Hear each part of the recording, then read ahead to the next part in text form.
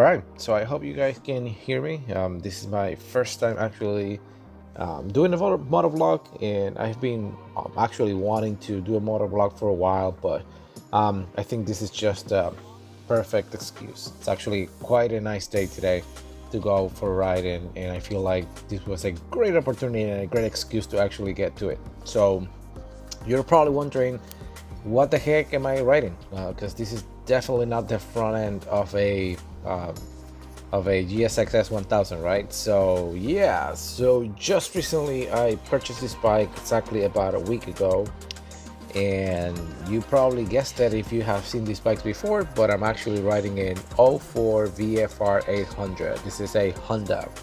So in case you guys have never seen it before, this is just a sport touring bike that has quite a history and super appealing to me, specifically because of the fact that I actually own four now.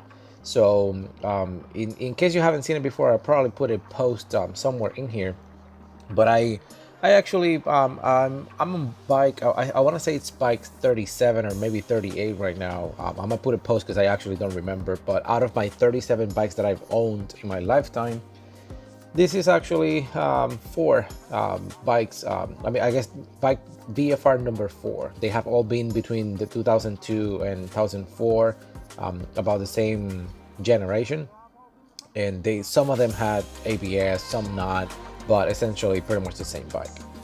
So why did I purchase this bike? So essentially, I was looking for a different bike, just to add to my couple bikes that I have, with the purpose of keeping this one somewhat stock, and then just use it for the enjoyment of actually going out and riding. So as you can probably tell, I went with a different direction with the GSX.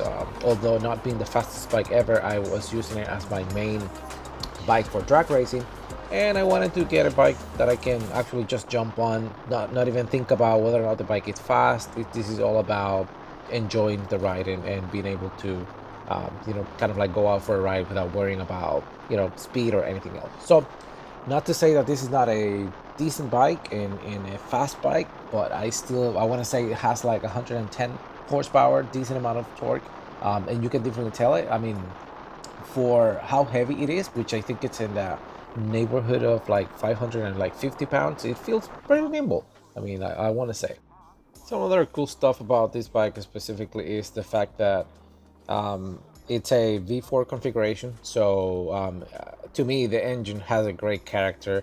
As you probably, if you think about V-twin engines, for example, on a Harley Davidson, where they are on the opposite direction, this one has a head looking to the front and then a head to the back, um, and it has two pistons on each side, which is why you call them VFR, and specifically V for the configuration, but then it's four pistons, two on each side or in head.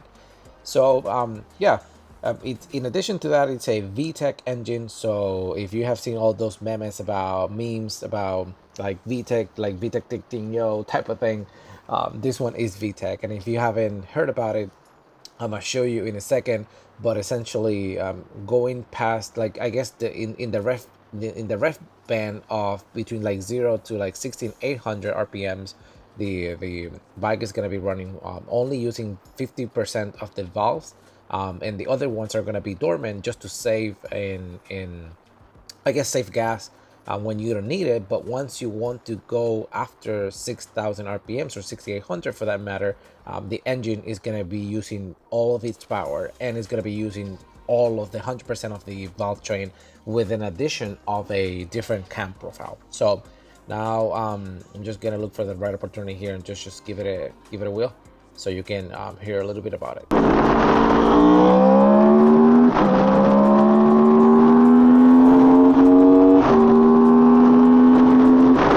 Yeah, so I mean, you can tell it's pretty quick.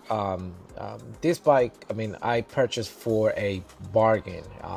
One of the reasons why I got it, it's because of the fact that I would love to, I mean, a milestone of mine since I purchased my first bike, by actually road bike back in 2010, it's been actually just get a bike where I can just hit the six figures, meaning going past 100,000 miles. And although I will not be claiming that I did it 100% on this one, because this one already has 52,000 miles on it, it will be a great achievement, as well as a great testament to how well these bikes are built. I mean, if you can get them, to that range. So I think that's one of the things that pushed me to get this bike. So I wanted to have a bike that I can do that with, and also just to, I don't know, just when I started in the bike, getting bikes and like trading and like getting new bikes every so often, I realized that there's a misconception about people thinking bikes are disposable after they get to like 20,000 miles. And in my opinion, bikes are built to a high standard and testing, I mean, high standard and a standards, yeah, I mean, where you can actually throw a lot at them, and they're really pretty resilient. So I mean these engines are bulletproof, and any engine with good maintenance and done to them, I mean, they can be pretty reliable, and that will be the case with this bike. So this bike is not perfect.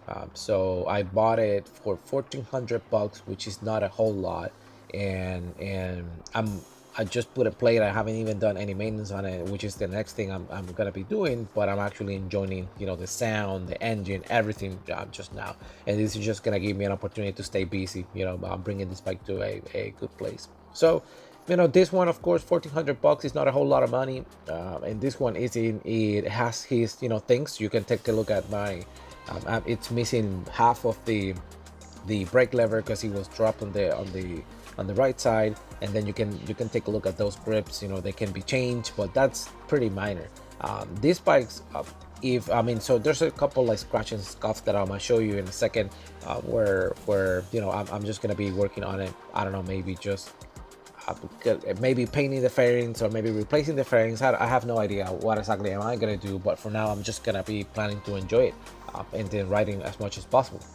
So the one thing that these bikes, a gremlin, I guess, if you want to call them, it's actually between the stator, rectifier, and the battery. So the charging system on these bikes are a little bit finicky, and it can be fixed fairly easy by putting a couple hundred on it. But there's also a quick fix that will give you long-lasting solution, or fix for a long time. So essentially, the issue is that the cable gauge between the stator and the rectifier, and the rectifier to the battery, is actually too small, and so creating resistance and not sending the right information. Meaning, your stator is getting wrong information from the rectifier, saying, "Oh, your battery is not charging," or maybe it's not even fully charged. So it's constantly sending power to the battery to charge it, but the battery is actually charged, but the information is getting between the three components is not correct. So it continues to charge it where it gets overcharged, and eventually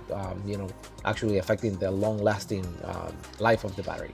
So you can there's some people that I think they're called wiremybike.com, if I'm not mistaken. They sell a harness with a greater or a bigger cable gauge, which will eliminate or mitigate that issue. I did it in the past with my 2002, about 5, 6, 7 years ago, and it worked great. So I just purchased the harness, and I'm just waiting for the harness to be shipped, and I'll be installing it, and I'll bring you with me so you can see what exactly entails. But essentially, that's one of the problems. If the components are cooked and you need to replace them, there's already a lot of information that you can find on how to do it, and it should be pretty easy. You just have to spend a couple hundreds on a new stator, maybe a new rectifier, and then fixing the cabling, and you should be set. I mean, this is a great bike. I mean, there's many examples going over 100,000 and even more. I actually purchased the first one, which was a 2002 with 50 something thousand on the clock, and then I sold it with like 75,000 miles, and the other ones I sold with like less than 50,000, but it was just that I was in the market for a different bike. But essentially, I'm pretty sure that those bikes were pretty good examples that could have been driven or ridden to 100,000 miles easily. I'm gonna just do a walk around right now. this is the bike, you'll see that they go over 100,000 miles very easily. But of course, you have to address those situations that I just explained. So let me go with the ugly. So I'm missing a lever that was broken when it was dropped. Tank is in pretty decent condition, but you can see the fairing had fair share of scratches, and then the fairing in the back is actually broken too. So you gotta love this single-sided swing arm. That's awesome. I love it.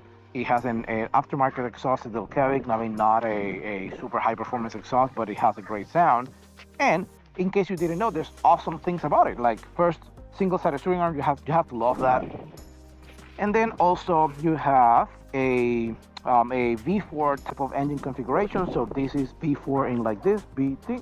Although it's heavy, it's about 500 and something pounds, it still feels fairly nimble. But you can tell the weight when you are moving the bike around. You can definitely feel it. So of course it's a sport touring bike, so you have your center stand, and you have your amenities like that. But I mean, honestly, this is an amazing bike. I'm not gonna tell you I'm not gonna mod it, because Tomorrow was not founded to buy bikes and ride them stock.